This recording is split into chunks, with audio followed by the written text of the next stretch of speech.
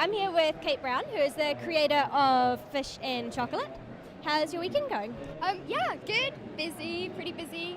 It's always nice to be here. It's one of the biggest events of the year, really, so it's always good and nice to see all the Comic Village people again. Yeah, definitely. There's a lot of people here today, and there's a lot of cosplayers here, and it's just a really fantastic atmosphere, isn't it? Yes, it definitely is. The cosplay is worth coming for it alone, really. Yeah.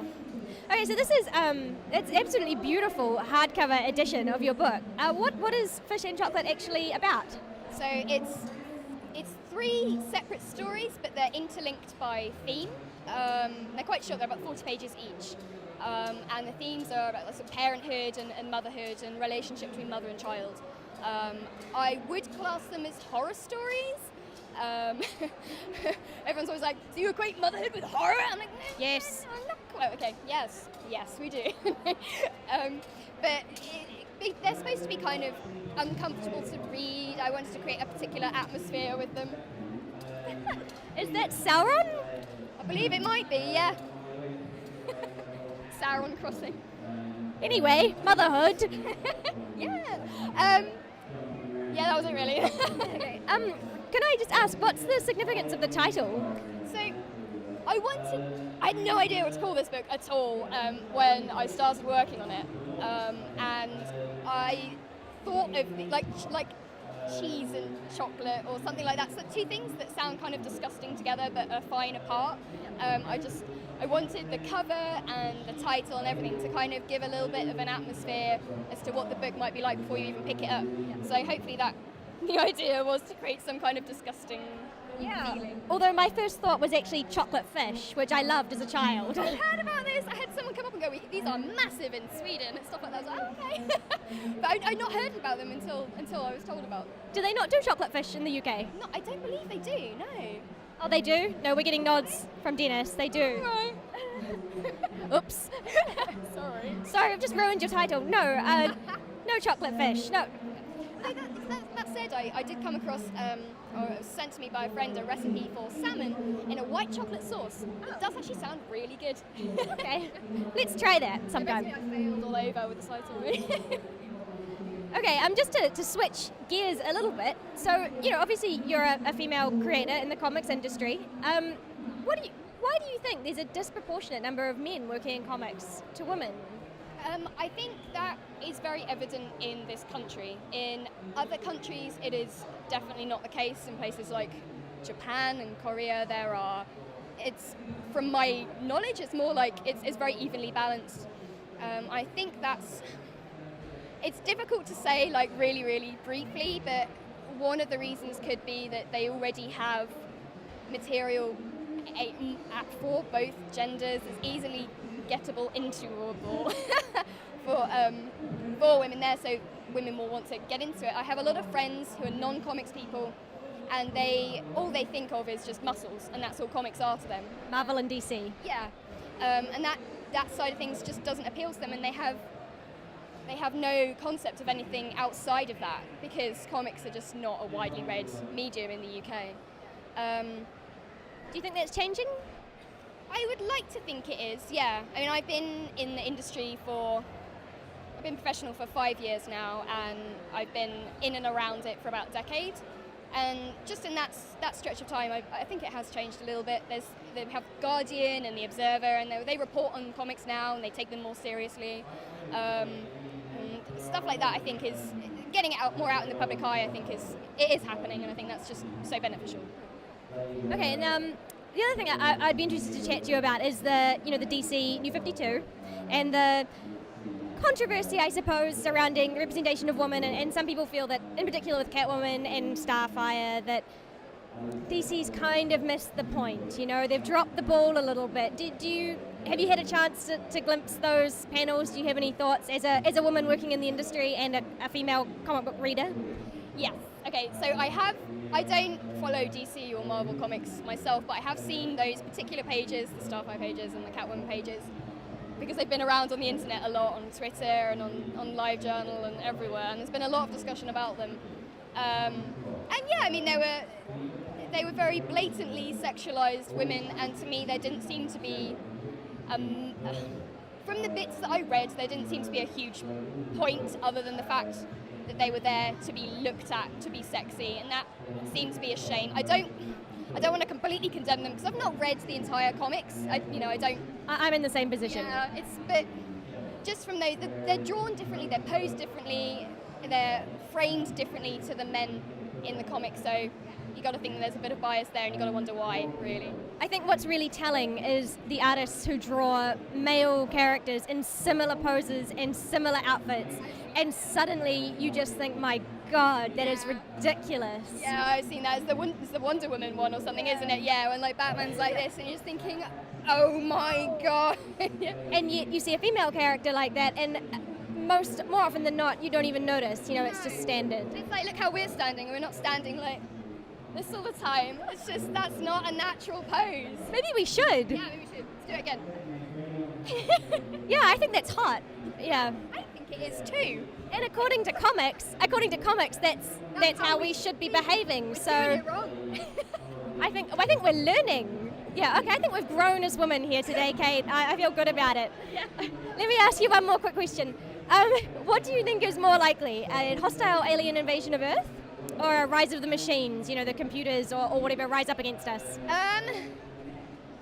Hostile invasion of Earth, actually. Yeah, I'm waiting for that to happen. Okay, cool.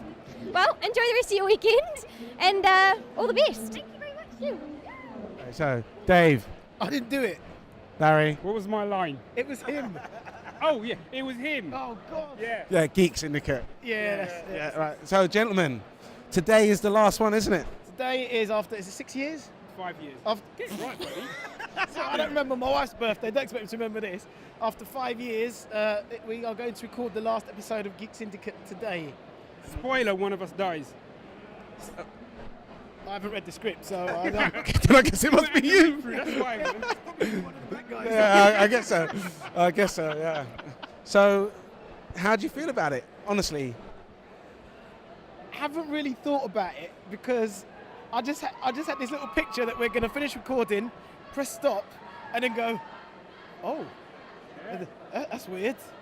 So I don't know. Actually, try not to think about it. Yeah, I just don't think it's really sunk in, to be honest. I think it'll probably be like in a month's time or something when I'm going, I should be setting up more week that was for next week, and then realising, oh no, hang on a minute, there is no more next week. Well, there is next week, but there isn't a week. It's been such a journey for both of us. I mean, when we started, we tried to interview people, and they were like, "What's a podcast?" Do you know what I mean? And then where we are now, it's been such a huge journey. We've met people I never thought I'd meet, done things I never thought I'd do, and now we're talking about, closing a chapter. But that's life, life moves on, life evolves. We need to evolve. That's how things, that's how humanity came out of the swamps. It changed, it evolved, and we shall do the same. It's not a lifetime special. Sorry. Do you know what I mean? Holy shit, is that bag put? No, it's not, sorry. I don't know. I'm not sure what that is, actually. It's not. That's not back.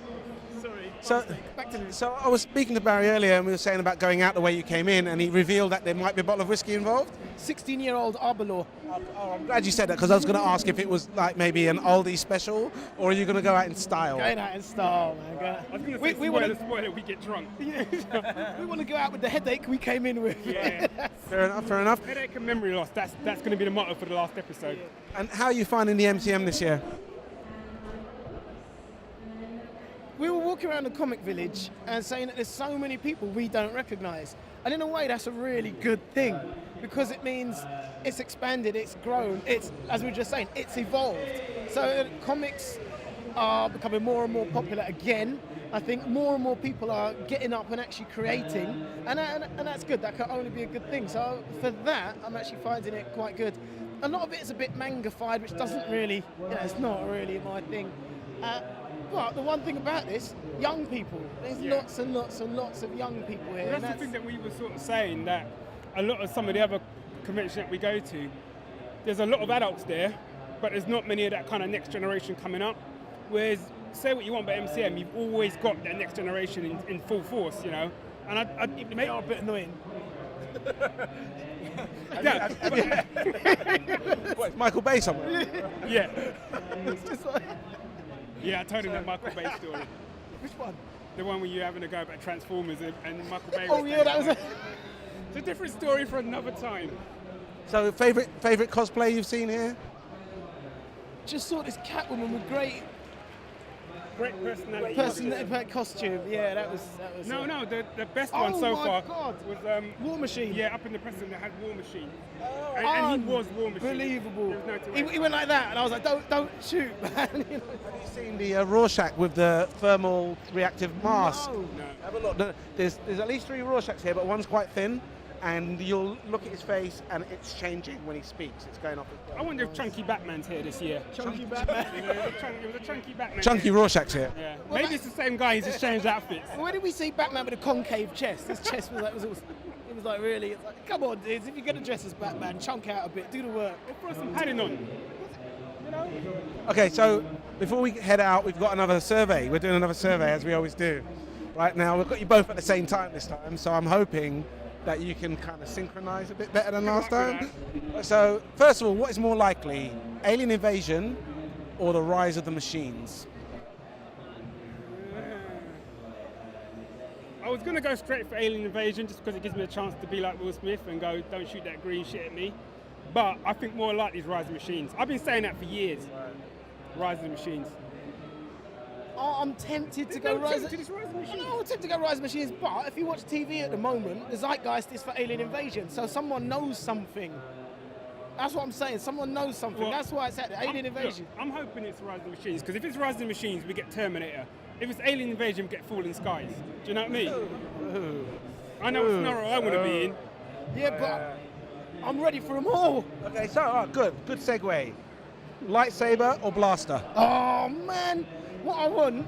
Okay, religions and No, ancient no, blasters, eh? no. Do you remember Ulysses? No one else can do the things you do. Probably He about the had dance. Is that rocking through the galaxies? galaxies. Diddle, diddle, diddle, diddle. And he had this gun. And wasn't that the theme to Yeah. Countdown? Gloss over that. He had the gun with He had the doubled as a gun. lightsaber. He had the gun, which doubles as a lightsaber. That's what I want, man. Why, Yeah. why choose? And the precedent is there. Ulysses showed us the way. Okay, so that hasn't actually worked, and you're getting your ass kicked. You need to make a getaway. TARDIS or Millennium Falcon? Millennium Falcon. Very quick answer there. Because you can do the whole running up. You can look at me any way you want, mate. The answer ain't going to change. No, he's asking some tough questions, man. That's a It's tough Millennium question. Falcon mainly because he gets to be Chewie then. See? Oh, you do it well. Uh, So, which one for you? Because you can say now the thing TARDIS is and he gets to be no, the thing K9. is that- You don't go like that. No. TARDIS, you could be Frobisher the Penguin. You only know if you've read the comics. Or listen to the radio dramas. Radio dramas. I don't mind being Frobisher the Penguin. Fair enough. Although, Well, I won't be because I'll be on the Millennium the Falcon. thing is, as much as I love the TARDIS, TARDIS is my favourite craft of all time. There's just something too damn cool about the Falcon, you know? Do you know what I mean? You can't really do a wheel spin in a... Well, you can't do a wheel spin in a Falcon. In mine you can. I ain't even listening to Millennium you. Nuge, I you don't- do it now. Millennium Nuge. What is it? Stop the Nuge things. I ain't even listening to you. Well, we'll be stopping it. Well, I'm glad to see. Well, that's Geek Syndicate. I'm glad to see you in harmony for your last show. Can't hear you. Okay. Right. Well, thanks, guys. It's been a pleasure listening to you guys. We're going to miss you. What am I going to do? Remember what I said? Everyone needs to evolve. So not the new 52, the new 2, maybe? Certainly not 52. Can we get 7 titles out of each of you? Can out of me. You could be Nuge Wing. We could have Nuge Wing. We could have Nuge Wing. We've got Nuge Wing, we've got Weekend with Nuge, we've got Nuge in the TARDIS, we've got Bat Professor Nuge. Nuge, Bat Nuge. we've got Raiders of the Lost Bat Nuge. shit. Just and a McCluskey title. Come on. Knapsack McCluskey's coming. He has got a lot more franchise possibilities than you have. Yeah, I've got Knapsack, I've got the Mongoose, X-Men spin-off coming soon. They just write themselves, you know what I mean? What you got, apart from long hair? Nothing. Yeah, Okay. walk away, mate. I've got the power of me. Me. There can be only one. Yeah, thank the Lord there is, eh? Okay, well, guys, thank you very much. Pleasure, sir. I look forward to hearing the podcast. And we'll speak to you again. I don't know if looking forward is the right word you want to be using, but that's good. That works for you, man. Okay. And we'll speak to you again, I'm sure. You will. All right, cool.